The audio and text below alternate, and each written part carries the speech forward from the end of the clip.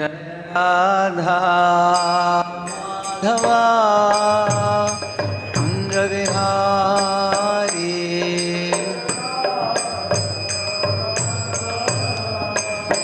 Kunj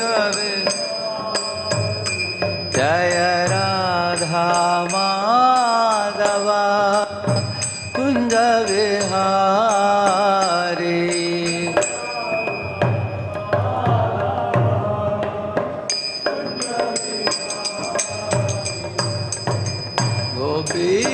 जनवल्लभा गिरिवरदारी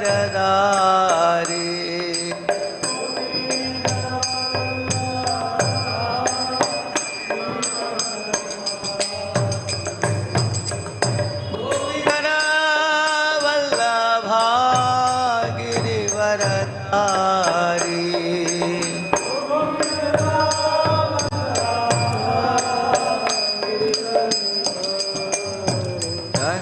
Yashodanandan Braj Janaranjan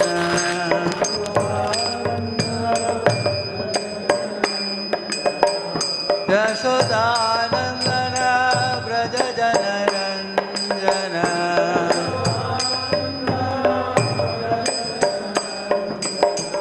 Yamuna Tirah वनचारी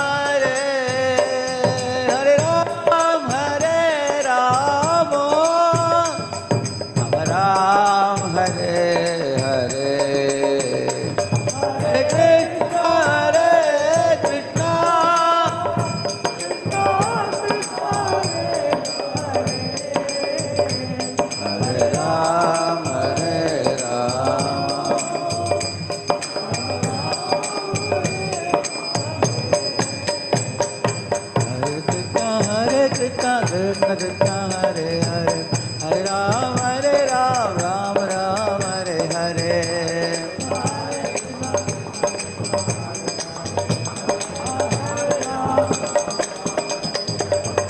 Radhe Krishna Jaya Vrindavana, Shri Govinda Gopinath Madana Mohan. Radhe Krishna Jaya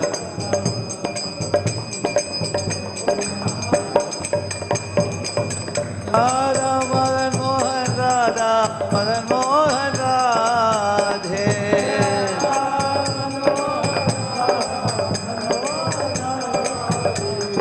Jaya Jagannath Jagannath, Jaya Baladeva Jaya Subhadra.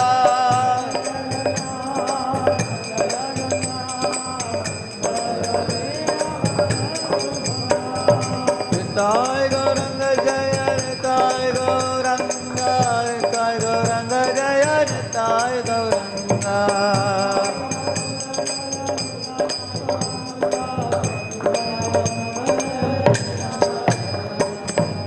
Shripada Paramahamsa Parivrajagacharya Ashtottara Shata Shrimati Divine Grace Abhaya Charana Ravinda Bhakti Vedanta Swami Srila Prabhupada Ki, ISKCON Founder Acharya BBT, Founder Acharya's Divine Grace Srila Prabhupada Ki, Ananta Koti Vaishnava Vrinda Ki, Namacharya Haridas Thakur Ki, Prem Se Kaho Sri Krishna Chaitanya Prabhu Nityananda, Shri Advaita Gadadhara Shri Vasadi Gaura Bhakta Vrinda Ki, Shri Radha Krishna Gopa Gopinath Shyama Kunda Radha Kunda Giri Govardhan Ki, Rajabhumi Vrindavan Dham Ki, Mathura Dham Ki, Dwarakapuri Dham Ki, Purushottama Kshetra Jagannathpuri Dham Ki, Shri Mayapur Navdvip Dham Ki, Gangamai Yamunamai Ki, Bhakti Devi Tulasi Devi Ki, Samaveta Bhakta Vrinda Ki.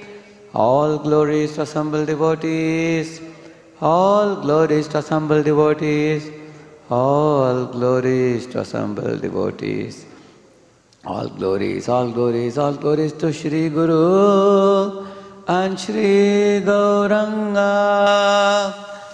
Om Ajnanatimirandasya Jnananjana Shalakaya Chakshuhu Unmilitam Yena Tasmai Shri Gurave Namaha.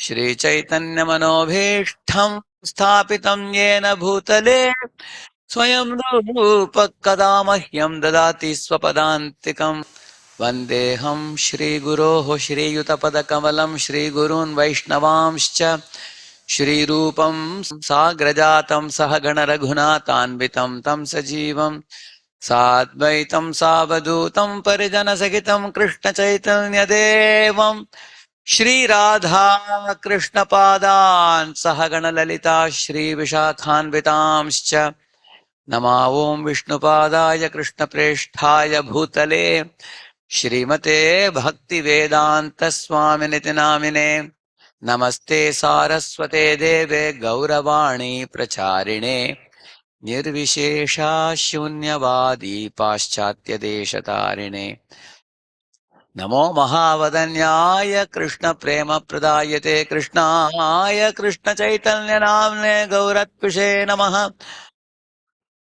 Vancha Kalpatarubhyascha Kripa Sindhubhya eva cha patitanam pavanebhyo Vaishnavebhyo Namo Namaha Jaya Sri Krishna Chaitanya Prabhu Nityananda Shri Advaita Gadadhara Srivasadi Gaura Bhakta Vrinda Hare Krishna Krishna Krishna Hare Hare Hare Rama Rama Rama Hare Hare Om Namo Bhagavate Vasudevaya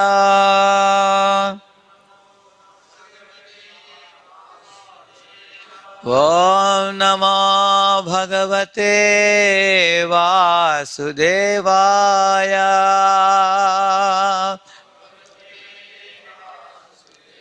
Om Namo Bhagavate Vasudevaya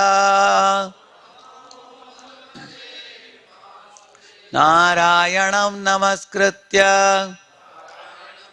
Naram Chaiva Narottamam Devim Saraswatim Vyasam Tato Jamudiraye Nashtaprayeshva Bhadreshu Nityam Bhagavata Sevaya Bhagavatyuttama Shloke Bhaktir Bhavati Naishthiki Krishnaya Vasudevaya Devaki Nandanaya Cha Nandagopakumaraya Govindaya Namo Namaha. We welcome all of you for the Srimad Bhagavatam class this morning. We are reciting from the fourth canto of Srimad Bhagavatam, 27th chapter, text number 9. Putranam cha bhavan putra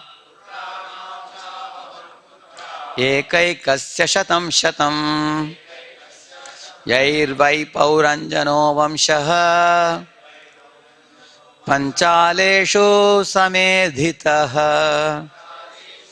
Putranam cha bhavan putra ekaikasya shatam shatam yairvai pauranjano vamshaha panchaleshu samedhitaha. Putranam cha bhavan putra ekaikasya shatam shatam yairvai pauranjano vamshaha panchaleshu samedhitaha.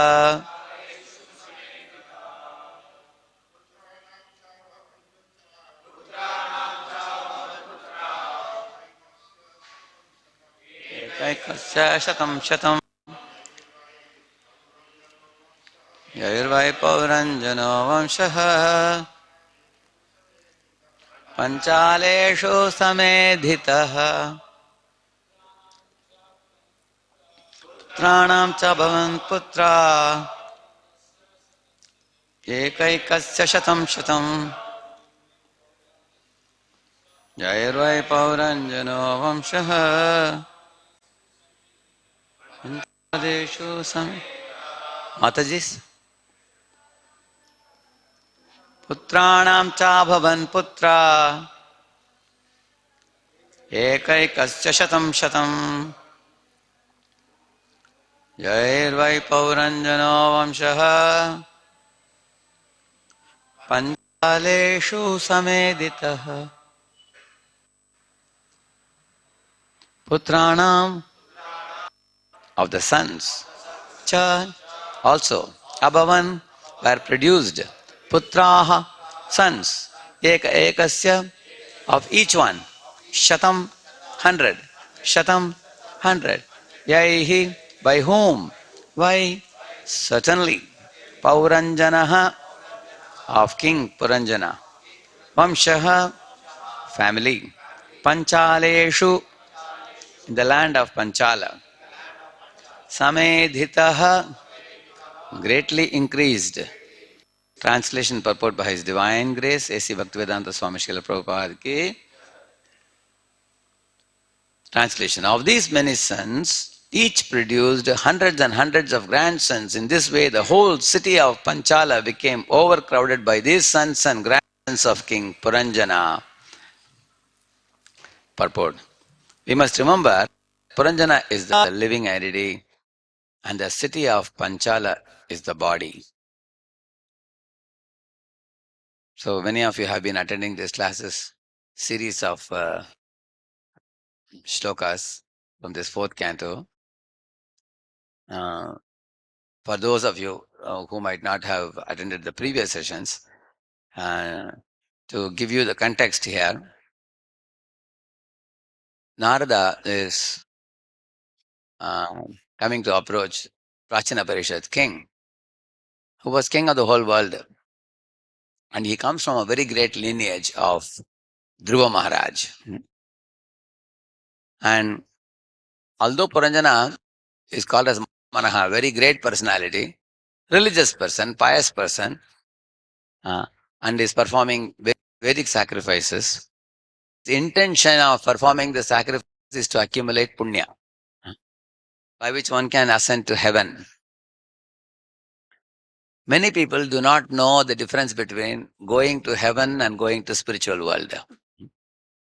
See, heaven and hell are within this universe itself, whereas spiritual world is far beyond the material existence. The whole material world is within Mahatattva, but beyond that there is something called Paravyoma. Paravyoma is actually the spiritual light in which spiritual planets called as Vaikunthas are floating. And what is the difference between Vaikuntha planets and the material planets? In the Vaikuntha planets, there is no birth, old age, disease, death. Whereas in material planets, everybody is born, everybody gets old, they get disease, they die. In the spiritual planets, we all live in our spiritual bodies. Whereas when we come into this material world, we are awarded a material body, which consists of body and mind. So mind is for storing our desires and body is for executing our desires. So we are given these two equipments with the soul. So taking this body and mind, we are wandering in this world to enjoy, and we suffer in varieties of ways. But in spiritual planets, there is no suffering. It is a blissful abode of all living entities who are completely pure, who are living in the association of the Lord. And that is spiritual world. So all the Shastras say that Vishnum Paramam Padam, every jiva has to attain that Vaikuntha planets, where one can live joyfully, and there is no fear of death or old age or disease, and there is no company to go, money to earn, any fear of accidents or disease or anything like that. So, in the 15th chapter of Bhagavad Gita called Purushottam Yoga, I would suggest you to read that, because that gives you information about the spiritual planets. Very beautifully Lord Krishna explains. So, now coming to the material world, when the jiva falls from a plane to a material plane, in this material world, the jiva is called as Puram Jan. Puram means the body, Jan means the resident of the body, which is the jiva. Just like there is a house and resident of the house.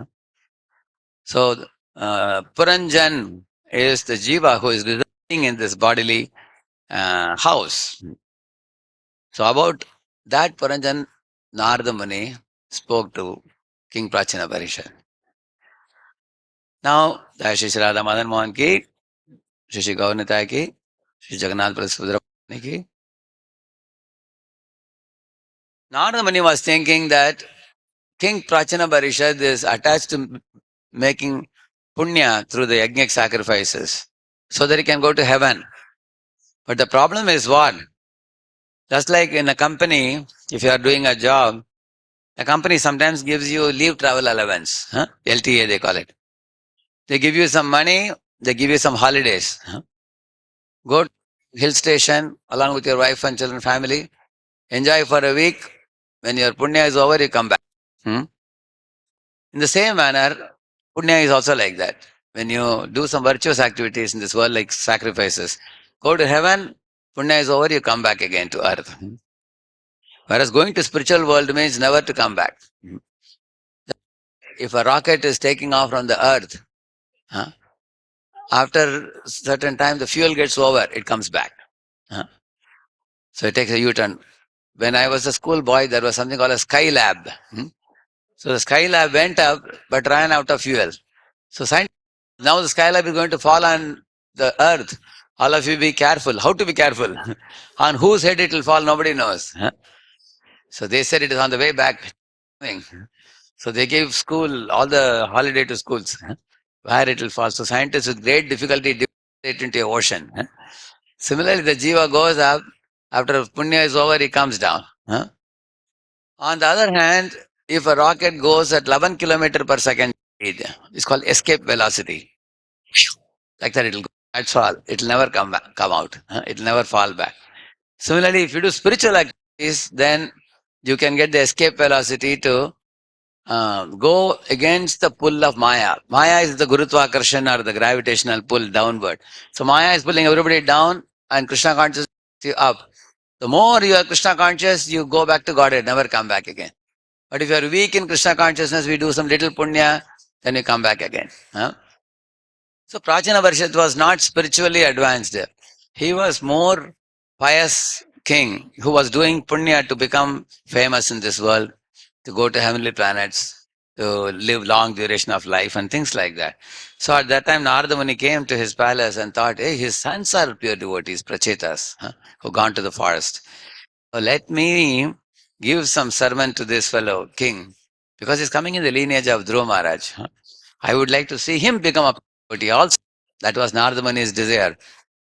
But the problem is, being the king, he is certainly a very busy person and not easily approachable by anybody. Even many rich people, you go to their house, they will welcome you. Oh, Swamiji, please come, please take a seat.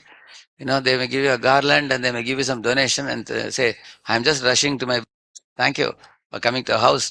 You have made our house holy by coming. Now we can push up. They say like that. They are super busy. So that their money, they are making money, expanding business. And until the last day of their life comes in this body and death is about to approach them, that is the time they think about God. They get tense.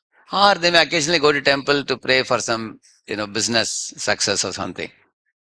But people generally become super busy in this world. So Narada Muni thought, make this busy person sit down and make him understand. Keeping in this mind, Narada Muni said, I'm not coming here to speak big philosophy to you. I'm just going to tell you an interesting story. So then the king became interested. Oh, I would like to hear some nice story. So then he told the story of Puranjan. So here he is telling about Prachina Parishad. The beginning doesn't know that the story is for his reformation. He doesn't know that. He is hearing about a king called Puranjan. And now here it is mentioned here, you see. Puranjan, after marrying the queen, he produced hundreds and hundreds of grandsons in the city called Panchala. And it became overcrowded by the sons and grandsons, it says. So he was hearing the story, but what is the meaning of this? Prabhupada will explain here. Prabhupada says this Puramjan is none other than the jiva situated in the body, the material body.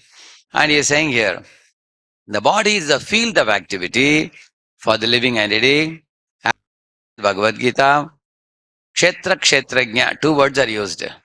There are two constituents. One is the living entity, Kshetrajna, and the other is the body of the living entity, Kshetra. This is in 13th chapter of Bhagavad Gita. Lord Krishna says, Idam shariram kaunteya kshetram yitya vidhiyate evam yo vetti tam prahuhu kshetrajnam iti tadvidaha. My dear Arjun, this body is called as Kshetra, field. And seated in this body is the jiva whose name is Kshetra Jna. Jna means knower.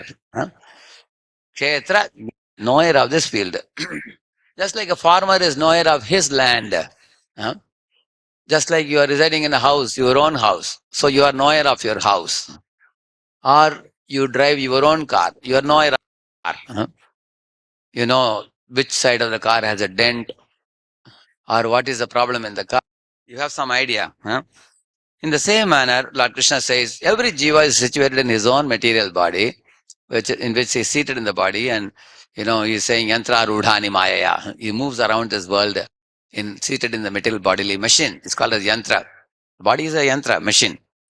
And we are kshetrajna, and we are residing in the kshetra. Why this concept is very important? You see, a small kid sometimes is given by the mother some toys to play, and she puts the child in a sandbox. You've seen a sandbox means, sometimes they mark a portion, they give a little small, like a parapet wall type of thing, and inside it there's a lot of, and there are some games to play there. You can come in a seesaw, or you can come in a slide, or some horse or something to play. Sometimes the children get into that sandbox thing, play area, and then they keep playing, play area. Get absorbed in that.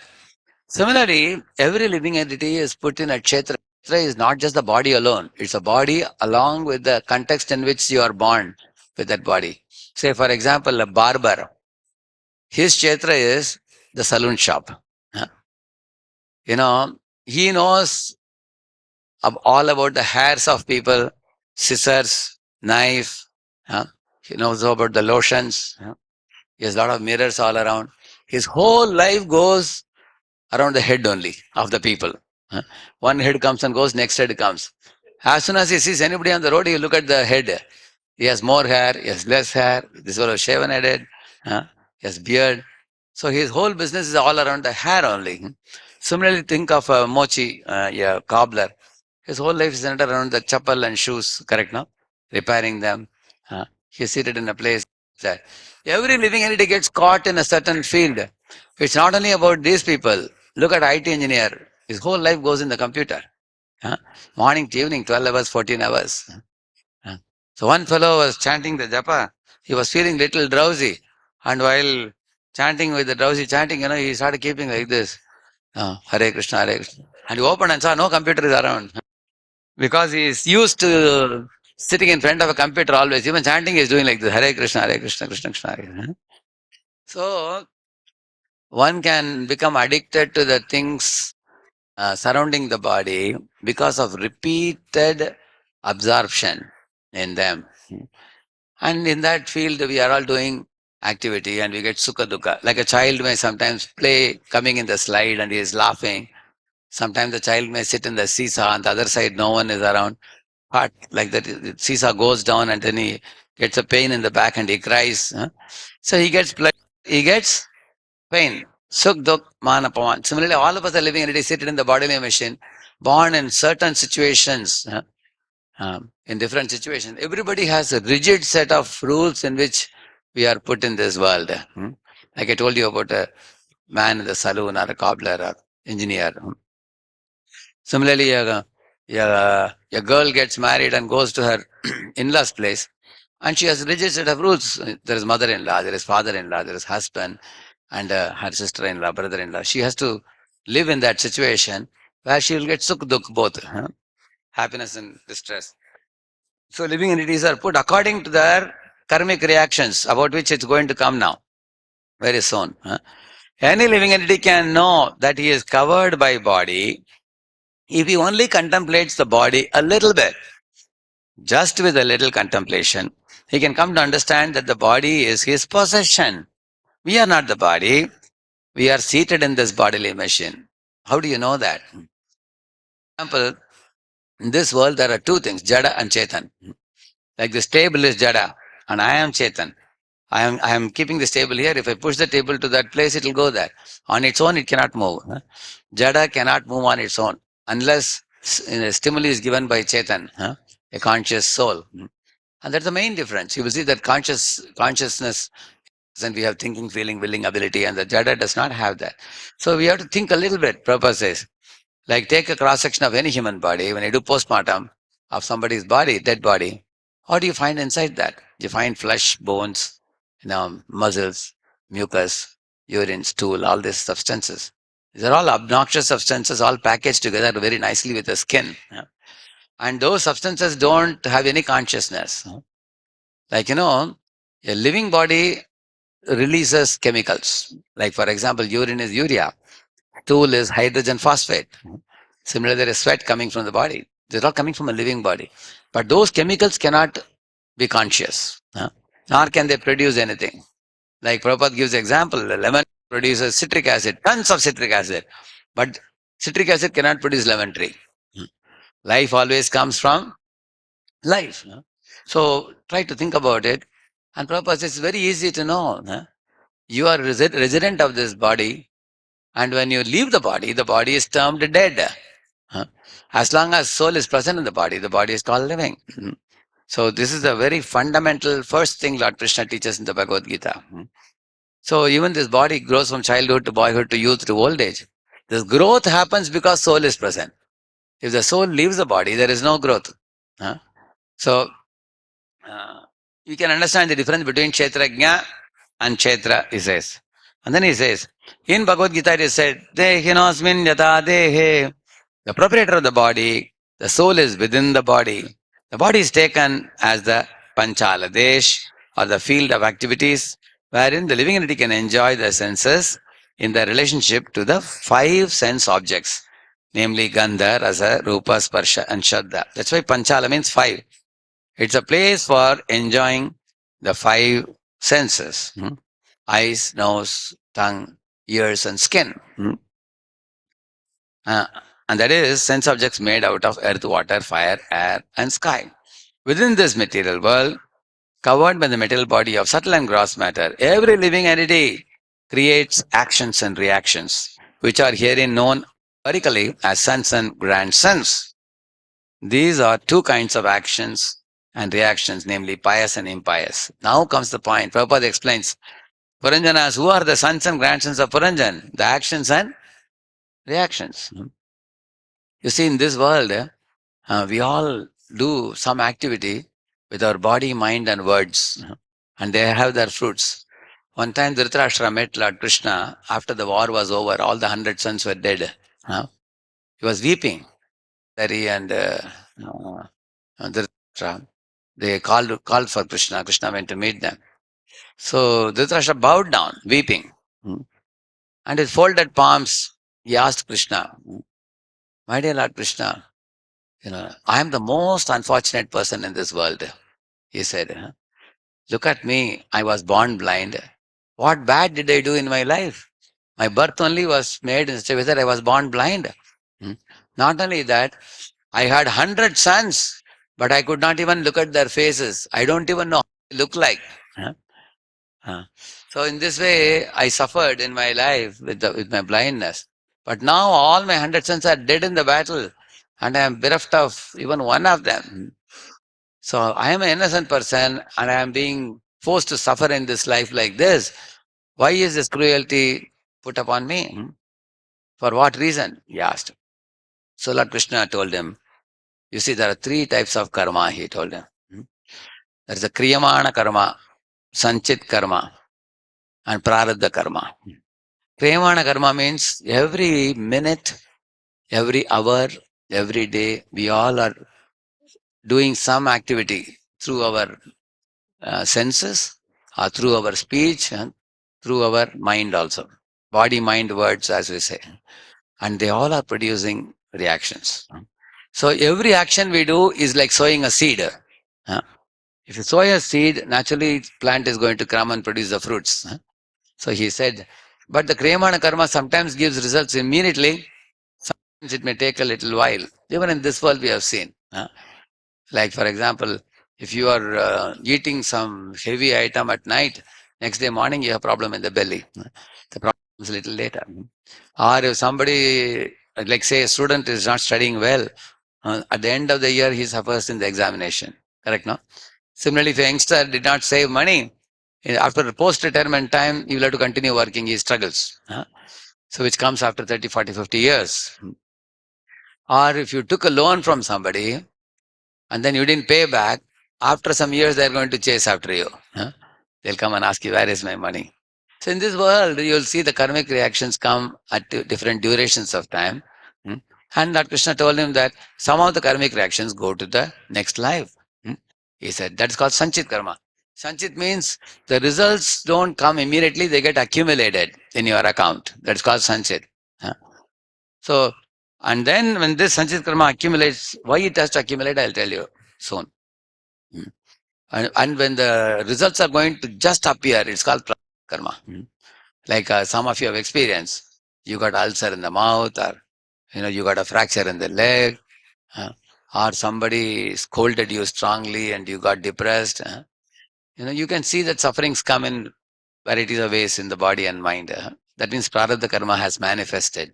Somebody gets cancer, they are undergoing some treatment. So you can see that means the prarabdha karma has come now, like that. So he told about this kriyamana karma, sanchit karma, prarabdha karma, everything. And then he told Dhritarashtra, 50 lifetimes ago, when you went to forest for hunting playfully, you just wanted to have some fun of hunting. So there was a short tree in which there were 100 birds who had made a big nest and they were all happily living there. So you took a fiery net, which was a net which was on fire. You threw it all over the tree. And those birds were screaming and they perished uh, and they were burnt to ashes practically. And there were other birds other than these who were also living in the tree. They tried to escape from the tree and they could escape. But because of the fire, they all became blinded. Mm. So in this way, you caused blindness to some birds and you took away the life of some birds. Therefore, you lost your 100 sons and you also became blind. And Dhritarashtra said, what are you talking? 50 lifetimes ago, I did something and result is coming now. Why was the result not given instantly? Why was it kept pending for so long?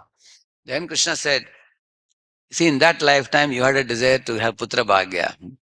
You wanted 100 sons. But for that, you didn't have sufficient punya. So this 50 lifetimes it took for you to create that punya.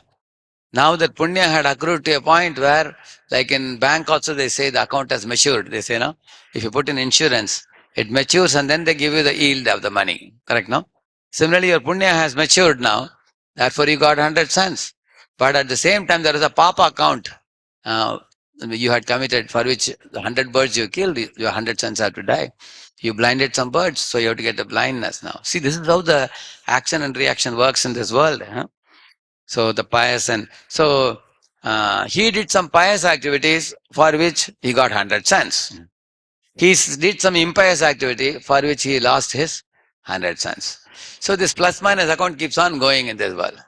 You bring some money, like for example, when a boy and girl get married, when the parents bring them together, the parents also give some support. Okay, you have this facility, you have a car, or you have some money and everything. And they begin the families. Husband is working, wife is a homemaker, and you will find that the tendency is to lavishly spend. And then what happens? Suddenly they realize that, we go to we go for shopping and they bring so many useless commodities and the expenditure keeps on shooting up. They become greedy to accumulate more and more. Then the wife says, I think I also have to go for a job now. Then we can make more money and we can get more facility. We can have a bigger house, we can have a bigger car and everything. Then both of them struggled and the children come. They have to put children under some servant maid. You will see they complicate the life. You can see that. So for every action they do, they keep getting multiple reactions. The jiva enjoys and he suffers. Enjoy, suffers. When they get a bigger house, they enjoy. But then maintenance increases, cost increases, then they suffer. You get a bigger car, you enjoy. But you can't fight the traffic because traffic is very heavy. If you had a scooter, you would have gone easily. So you have a bigger car, only the fun of having bigger car, you can't travel easily. So in this, the pious impious, whatever we do, activities in this world, Dhritarashtra did in similar manner. We all accumulate happiness and suffering in this world. In this way, our material existence becomes coated by different actions and reactions. In this regard, Srila Narottam Thakur states, Karma Kanda, Jnana Kanda, Kevala Vishera Bhanda, Amrita Baliya, he's saying, Amrita Baliya Eva Khai, Nana Yoni Sada Fire, Kadar Yeva Kshana Kare, Tara Janmada Pateya. He's telling Narottam Thakur, Karma Kanda, Jnana Kanda. See, Karma Kanda means working very hard to do yajna, dana, tapa, and all these things. Now, why would a man do dan, charity? See, if you sow one mango seed, you get 1,000 mangoes from the tree. Similarly, if you do one punya activity, kings like kings like Prachina Parishad knew that if I give some charity to a Brahman, 1 rupee also you give, next life you will get 1,000 rupees. It will come back 1,000 times more. Prabhupada explains that. Therefore, in the Vedic times, if people wanted to invest money, they won't put it in the bank. Instead, they'll give charity to Brahman. Because it will come 1,000 times more. That's the best way of saving, Prabhupada says. So, on the other hand, if you gave the money to a Vaishnava, it will be 10,000 times it will come back to you, Prabhupada says. And also, if you give it to a bogus Brahman, and received it from you, still you don't lose anything. That money will come back to you, whatever you gave, without any multiplication. Just like in phoning, sometimes you put a coin in the top, and if you could not phone, the coin will come from the bottom. It will go and come back. So you gave to a wrong person, so it comes back to you. The Brahman is not qualified. If he's qualified, 1,000 times. If Vaishnava, even 10,000 times one will get. So therefore, this king thought that I will do karmakanda and then I'll get a lot of punya by yajna, dana, tapa, and all those things. So the fruitive activity in this world means I do some activity with some aspiration of fruits. So I start a business to make a lot of money. I do a degree to increase my name and fame and reputation. Everybody in this world is doing something for what? For getting something in return. If that what you want in return is not Krishna, other than Krishna, you want anything else, that causes suffering. Karmakanda means no, I want to go to heaven. I want to have long duration of life. I want to enjoy with beautiful apsaras. I want to relax. I want to have a healthy body. I want to drink somaras. I want to eat delicious foods. So these kind of aspirations, a pious person generally have. So for us in this world, what do pious people think? If you see people go to Tirupati, many people do business with Balaji also. Balaji, you say patram pushpam phalam toyam. I'll give you some fruit or flower or little water, and you give me elephants and horses and camels. Prabhupada says, you want to give something small and you want something big, very big and great from the Lord. They think, go to temple and they find out which deities are powerful deities so that we can get nice things back from them. That is karma kanda. And jnana kanda means always speculating and planning how I can increase my happiness and enjoyment by my own efforts. That is jnana kanda. How I can escape from suffering and increase my enjoyment. He's saying kevala vishera banda, both are simply cups of poison. He's saying, why? Amrita bali kai nana yoni sada fire kadarya bhakshana kare. He's saying, Tara janma ada pateya. He's saying, thinking that the sense gratification is nectar and the jiva wanders multiple bodies. Eating all nasty things, he's saying. See, eating doesn't mean only this eating. Eating with eyes, eating with ears, eating with nose, eating with mouth, eating with skin also. All five are called as eating. Why? Because it is input we give to the five senses. That's called eating. So, in this world, you will see the wandering jiva uses his five senses, always thinking how I can enjoy. How I can enjoy, how I can enjoy. It's called as bhoga. It's called bhoga icha. Prabhupada says in one purport. So, fruitive activities and mental speculation are simply cups of poison. Whoever drinks of them, thinking them to be nectar, must struggle very hard life after life. That struggle is called as pavarga. Pa, fa, ba, bha, ma. Five things Prabhupada explains. Parishram means everybody has to work very hard in this world if you want enjoyment. Prabhupada says even a lion in the jungle could be relaxing. He has to get up and run behind a deer to catch it. So, in this way, there is a lot of hard work in this world. Like the thieves in a jail have to break the stones. Like sometimes 6 hours, 8 hours, they have to break the stones. It's very painful. 1 day, 2 days you can do. You have to do for months together like that. Similarly, the jiva here also, see, it's a rainy day. You don't feel like going to office. Still, you have to go. The children don't like to go to school and study big books and appear in exams, but they have to do it. The lady is lazy to go into the kitchen and take a bath and go into the kitchen and cook on a hot sunny day. But she has to do that. She can't escape. Everybody in this world thinks, when will the time come I can relax? A man thinks, I will earn a lot of money, put in the bank, I can relax in an easy chair. A man thinks like that. A woman thinks, let my husband bring a lot of money, so I can employ one maid servant for cooking and one for washing clothes and one for cleaning the house, and I can relax in an easy chair. Everybody is thinking of relax, but the relaxing time never comes in this world. But real relaxation is when one goes back to Godhead. This world, he says that you want to relax and enjoy the world. That's not possible. When you're serving the Lord, that's a real relaxation. So therefore, he is saying that everybody is struggling hard life after life in different types of bodies. Such a person eats all kinds of nonsense, he says, because people, for the taste buds, they are killing unnecessarily animals and birds.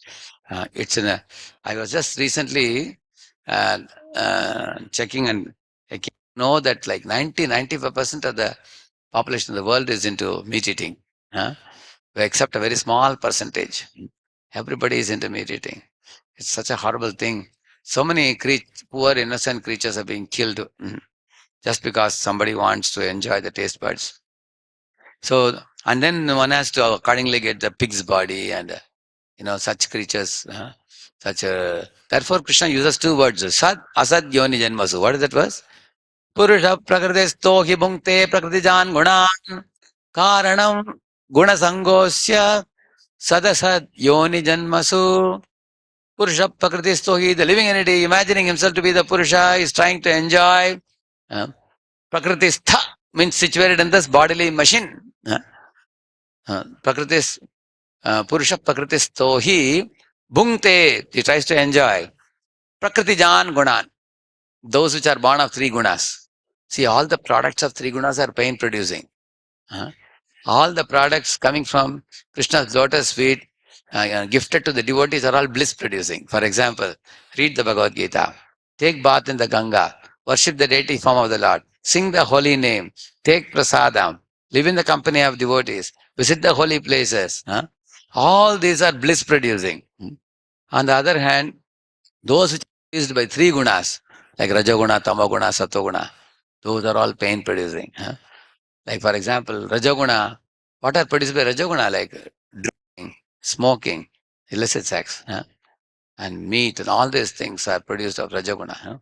Similarly, in Tamaguna, Tamaguna are the things by consuming which you go to Tamaguna. That's the meaning of that. Tamasic things. So look at the beer bar, for example. It's dim light they put that becomes active at night time. People drink, people smoke, people take drugs, and they go in mode of ignorance, depression, and sleeping for days together. So, in this way, he's saying that the living being in this world becomes stooped in ignorance and passion by consuming the products of ignorance and passion, and which are all pain producing. Thus, the field of action and reactions by which one's descendants are increased begins with sex life.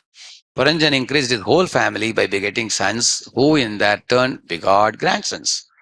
Thus, the living entity, being inclined towards sexual gratification, becomes involved in many hundreds and thousands of actions and reactions. You see, we all come with some 4 or 5 desires, but then by the time you fulfill them, they become 40, 50 desires. It's like that.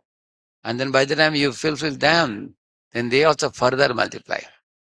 Like I know one family, they were saying that, you know, it will be nice if we can move from town to a city because there's a better earning in city. So they came to city, they started earning better, and they sent their son abroad. Then they said it will be better if we can earn some money and come back. Then we can practice, spiritual life more nicely. Then they went abroad, and then after going abroad, when you earn money, when you have a big house and a big car, you have very smooth roads, tall towers, and a very nice sense gratification. One gets addicted to that, and one doesn't want to come back. Not only that, the goal of going abroad was to make some money, come back so you can practice spiritual life well. But then many times people forget the goal for which they went. They get stuck up. They get stuck up in money making, multiplying money and things like that. You came for one thing, but you get stuck in something else. That's what happens here. And the desires multiply. You will see that our mind, how it works. For example, you wanted a cycle, you were telling, Papa, if you give me just one cycle for whole life, I'll be happy. By the time you get the cycle, now you want a scooter. By the time you get a scooter, you want a car. So our desires keep increasing, multiplying more and more. You come with one and then you want many. You can look at your own mind. You go to a shop, for example, you went to purchase 1 or 2 things and you end up purchasing 5 or 10 things. How? Because after seeing the things which are displayed in the shop, you develop new desires. Maybe it will be nice to have this also. Maybe some people's hand is very, very loose. Money goes very easily out of the hand. Yeah, it's just like water you put in a tokri. In a basket you put water. It just so therefore sometimes even families, even husband, wife. If husband is very lavish in spending, the wife has to hide money and protect and save it. Even from the husband also. Otherwise, whatever money comes, he will finish it up. So that is how our action and reactions increase. In this material world, we actually, the only goal of life is to go back to Godhead. But forgetting that goal, we become stuck up in increasing our enjoyment program in this world. We get stuck in get this, get that. Actually, there is one verse in the Bhagavatam which says, two verses, one after another it comes in the Bhagavatam. I'll tell you that. Satyam kshitau kim kashipo prayase bahau swasiddhe upavarhanai kim satyanjalau kim purudana patriya digvalkaladau satikam dukulai. You know what he's saying? Shaunaka Rishis are saying this. They are saying, Satyam kshitau kim kashipo prayase. What is the need of a soft bed? The God has given us the dharti, the bhumi. You can just lie down on the floor. And then he's saying, Bahau siddhe upabarhanaikyam. God has given this hand. You just keep it like this and lie down. You don't need a pillow. He's saying. And he's saying, you can combine the Satyanjalau kim purudana patriya. Why do you work hard to get some burthens, vessels? You just combine your two hands, you get a patra. Somebody can give you bhiksha. That's all you need, he says. Digval kalado satikim dukulai means there are already God has created directions. That itself is a dress. Then why do you need to purchase a dress, he's saying. Which means he says, be a digambar. He's saying. Or if you are too shy to be a digambar, he says, Valkala, the trees are giving bark. So you can have a tree bark dress and wear it. That's coming in nature. It's not costly. Ram, Lakshman, Sita, when they went to forest, they wore a tree bark dress. Just like wear khadi dress, similarly tree bark dress. So in that purport, Prabhupada is writing, it's not that he is telling you to revert to animal life by, giving up everything in the world and just sleeping with the hand. And the whole idea is simplicity. Simplify, simplify, simplify. We often say this, maximize Krishna time, minimize Maya time. How do you do that? Minimizing Maya time is possible by minimizing material comforts. Because lesser the material comforts, lesser you have to work hard in this world. And more the material comforts you want to pamper your body and mind and senses, the more you have to work very hard in this world. Therefore, he's telling in this verse, simplify your life. And the next verse he says, Chirani kimpatina santi dishanti viksham naivangripa parabrita saratopashushyan ruddha guha kimajito vadino pasannan kasmat bhajanti kavayo dhanadhurmadandan. He's telling, why should one in this world struggle hard for clothes? There are so many clothes lying here and there. He's saying sometimes in a graveyard, they cover the body with a cloth. No, they call kafan, they call it, isn't it? After the body is burnt, they throw away the clothes. So our Gaura Kishore Babaji would pick up those clothes. Sometimes he would take a kapala, would use as a bhiksha patra. Such a kind of vairagya, it's very rare to see. Similarly, he's telling that, clothes are available here and there, used clothes, you can always take it, he's saying. And there are gufas are available which are warm in winter and cool in summer. One can live in the cave. And then the trees are dropping fruits and vegetables. They are very easily giving. And there are also rivers, God, where you get drinking water. So he is saying, when everything is already arranged by God, Kasmat bhajanti kavayo dhanadurmadandan. Why should living being go to, especially for sadhus, why should a sadhu go to the very rich people with folded, beg them for some money? Why should he flatter them? Instead of that, you glorify the Lord and go back to God, he's telling. So this verse is a very strong verse also. The whole idea is simplicity, simplicity, simplicity. Keep your material life simple, and so that you get more time for Krishna consciousness. So Prabhupada said, devotees, those who want to practice seriously, grihasthas should go to the farm and stay in the farm. Morning they can hear Bhagavatam, afternoon Mahabharata, evening, Ramayana, and night Bhagavad Gita. So 1 hour, 4 hours you can read. And rest of the time you can produce vegetables, fruits, and you can also have cows, you milk the cow, and keep your house very simple. You can have a hand-driven, what do you call that? Hand-driven pump. So you don't need electricity also. Huh? If electricity is not there, people go to sleep early.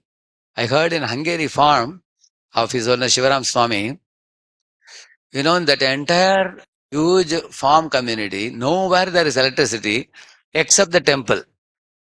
Can you say why? Because if light is there in the temple, people come to temple more easily. Other places are going to be dark after 6 o'clock. There's no electricity. Correct? Na? That means temple has lights. Everybody comes and stays more in the temple and then they go back to their places to sleep at night like that.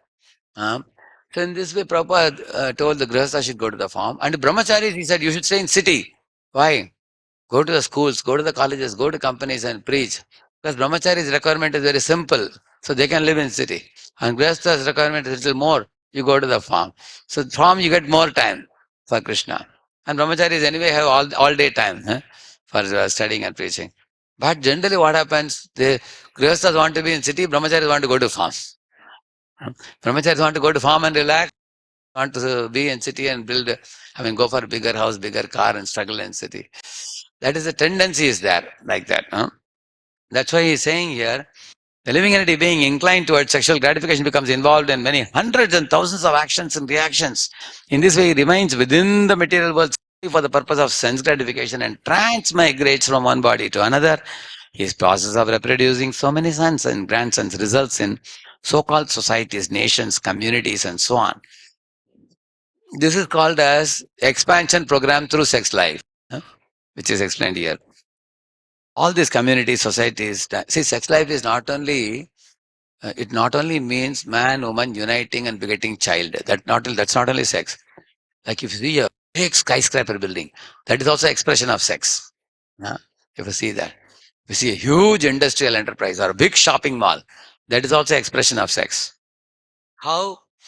Because sex basically means bhogavrati, enjoying mentality.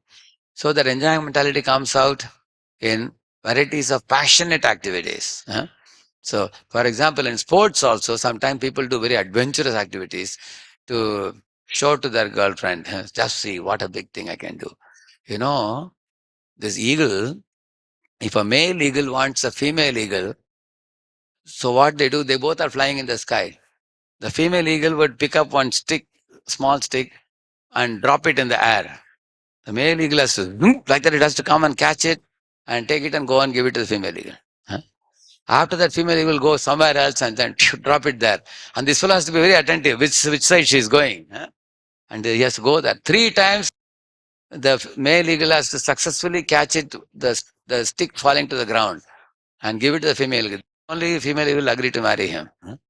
Because he has to prove to the female counterpart. Even they have a policy. Just like Kshatriya, if he wants to marry, he has to subdue a bull or something, correct, no? And only they can marry.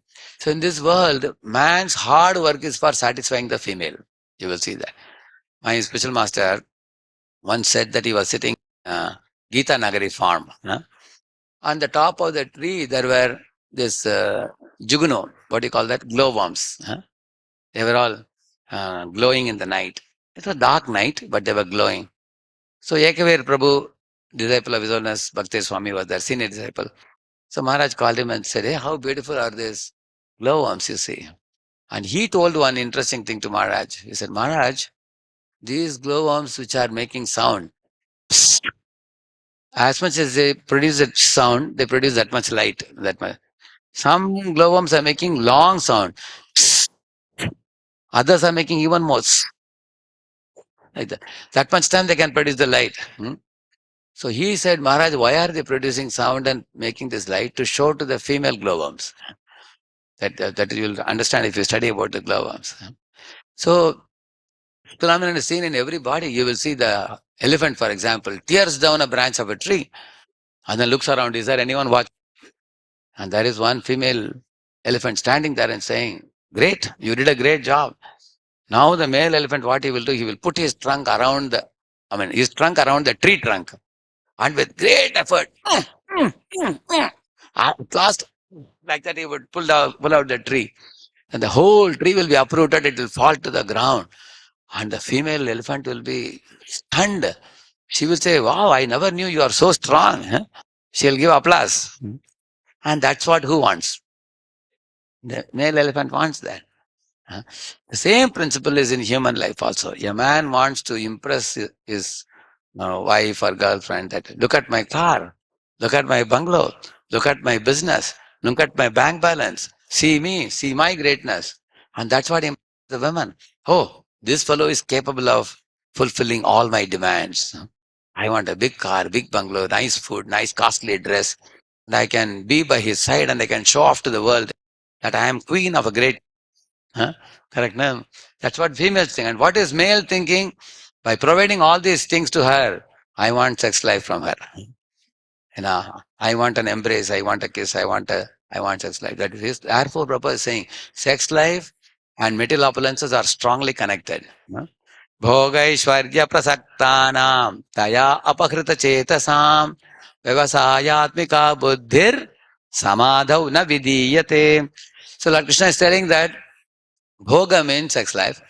Aishwarya means big opulence, like tall building, big shopping mall, big car, big bank balance, great popularity in the society, great influence, aristocratic relatives. This is called as Aishwarya. So, Bhoga represents women, womanly attraction, and Aishwarya represents man's opulences. These two are great stumbling blocks for both men and women. Because the Vyavasaya Buddhi, which is one pointed focus in Krishna's lotus feet, is taken away. You get diverted. And what is the problem with diversion? I'll tell you. Say I'm going in a car. I am asking, hey, should I take right or left? One person in the car says, take right. Another person says, take left. So sometimes I go like this, go like that. The backside car will come and hit me. There'll be an accident. Correct, no? Similarly, you see, because we have clarity of goal in our life, that I have to go back to Godhead, we get clouded in our clarity. We get confused about our destination. And due to which what happens to us? We go this side, that side, and we get accident with multiple living entities in this world. And we get stuck in this world. So, and not only that, we become covered over also. By these two attractions, Bhoga and Aishwarya, become completely covered over. Imagine like in a car, if there is a fog, you can't see the road properly. Spiritual clarity doesn't come. So if you really want spiritual clarity and confidence and courage to go back to Godhead without any distractions, one should work on getting Vyavasaya Buddhi. But Vyavasaya Buddhi actually means Vyavasaya means business. Business minded means, you are alert about the ultimate business of life, which is to please Krishna and Guru and go back to Godhead. Otherwise, this kind of attraction to sex life and opulences. See, for a man, his becoming a slave of his wife is a great stumbling block. And for a woman, becoming addicted to the opulences provided by the husband and simply enjoying material life, that is a big stumbling block for her. So both of them wife has to be simple and not be greedy, not be envious. She should be devotional minded. She should also lead a life of simplicity, and she should be dharmic, religious. And at the same time, husband also uh, should not focus on accumulating material opulences alone. He should actually focus on Krishna consciousness, and whatever is destined in his fate will come to him automatically without too much hard work struggle. And what is that balance? Prabhupada says 8 hours one can do material work. Prabhupada says, if you want to know, 7th canto, 12th chapter, you will get this. 6th or 7th verse, you will get that. Prabhupada says one should work for 8 hours. Whatever comes in that is what is destined for you. If you work more than that, then you are simply accumulating karma, he says that. So that's a very strong purport in the 7th canto, you will see that. So in this way, community, society, dynasties, nations simply expand from sex life. As stated by Prahlad, Yanmaitunad Grihame Sukham Hitucham, Grihmedi is one who wants to remain within this material existence. This means that he wants to remain within this body or society or enjoy friendship, love and community. His only enjoyment is in increasing the number of sex enjoyers. He enjoys sex and produces children, who in turn marry and produce grandchildren.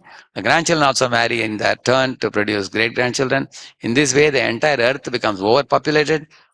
And then suddenly there are reactions provoked by nature in the form of war, famine, pestilence, earthquakes, etc. Thus the entire population is again extinguished simply to be recreated.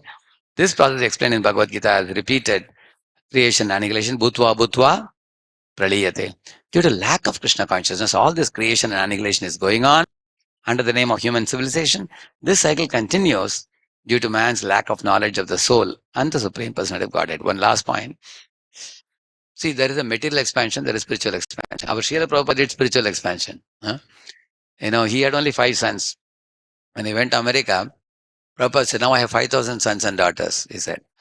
My 5 sons are not so inclined to spiritual life. They may be pious.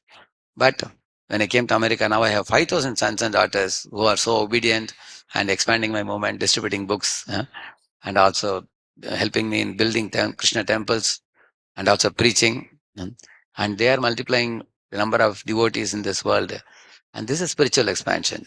So there are 2 words in Sanskrit, Shaukra, Srautra. Shaukra means you expand population through Shukra, which is semen. So that is sexual expansion, material expansion. And spiritual expansion is Srautra, Shrotra. You hear the Guru Parampara, wisdom which is coming in Guru Parampara, assimilate it, contemplate on it, become about it, practice it, get realization.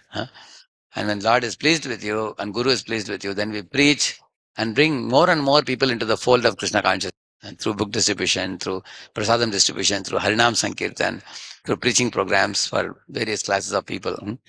That is actually the spiritual expansion. Why? Because all those people you are bringing to Krishna's lotus feet, you are actually helping them pave way for going back to Godhead. So they are winding up material world and you are opening doors for the spiritual world. That expansion is wanted. Not this type of material expansion where one man and woman, they had 8 children, and then 8 children, they produce 16 children, and they say we are making material expansion and everybody is doing business, everybody is making money, everybody is enjoying life and dying, not knowing where are they going. Then we are increasing the material. That means we are asking souls, you come here and take material bodies. This is material expansion. So instead of, therefore purpose is to cut off the tie of material attachment, means to broaden the field of spiritual activities. And Kunti Maharani says. So that is the real expansion wanted. Prabhupada expanded 108 temples he started. Now there are 1,000 ISKCON temples now. In Prabhupada's time he made 10,000 disciples he made.